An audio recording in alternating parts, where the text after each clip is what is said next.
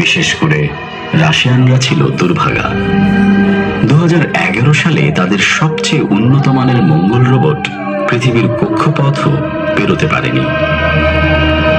এটি ডিজাইন করা হয়েছিল মঙ্গলের চাঁদ ফোবসের পৃষ্ঠে নামার জন্য। এই উপগ্রহটিই হতে পারে নিকট ভবিষ্যতে মানুষ অবতরণের সম্ভাব্য জায়গা।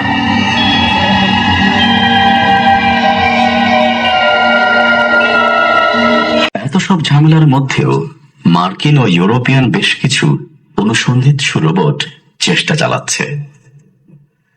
2012 সালে যুক্তরাষ্ট্র সফলভাবে কিউরিওসিটি নামে সবচেয়ে বড় ও উন্নত মানের রোভার নামায় মঙ্গলে।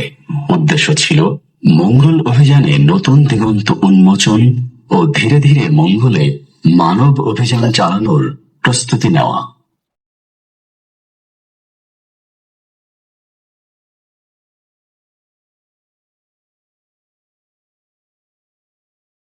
আমাদের সৌরজগতের সবচেয়ে বড় গ্রহ বৃহস্পতিতে মানব অভিযান চালানো সম্ভবত আগামী 100 বছর বা আরো বেশি সময়ও সম্ভব হবে না, কারণ এর পরিবেশ প্রচন্ড বিপজ্জনক ও তেজস্ক্রিয়।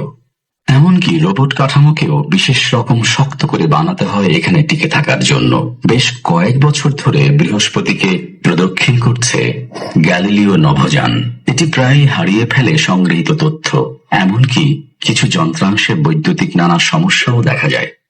মানুষ ও রোবট উভয়ের জন্যই জায়গাটি প্রাণঘাতী।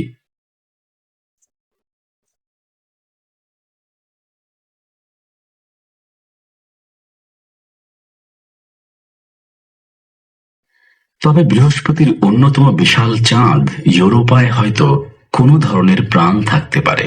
বিজ্ঞানীদের ধারণা এর বরফ পৃষ্ঠ ঢেকে রেখেছে এক মহাসমুদ্রকে, যে মহাসমুদ্রে পুরো পৃথিবীর সব মহাসাগরের চেয়ে বেশি পানি আছে।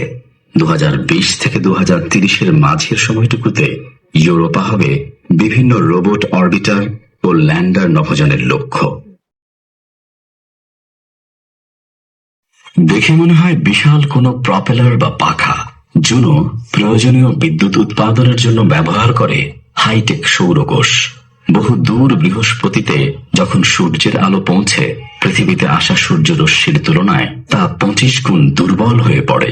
2011 সালে উৎক্ষেপিত জুনো বৃহস্পতির কক্ষপথে পৌঁছে 2016 সালে।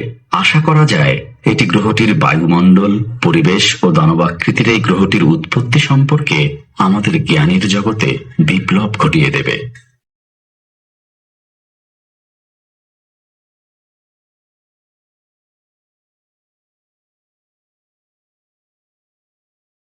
শনি রয়েছে বৃহস্পতির দ্বিগুণ দূরে।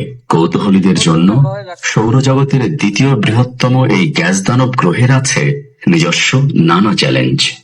সেই 2004 সাল থেকে শনিকে প্রদক্ষিণ করছে অন্যতম বড় ও বেশ উন্নত মানের এক রোবট যান। মিনিবাস আকারের এই ক্যাসিনি নভোযান এ দানব গ্রহ ও এর 60-এর অধিক চাঁদ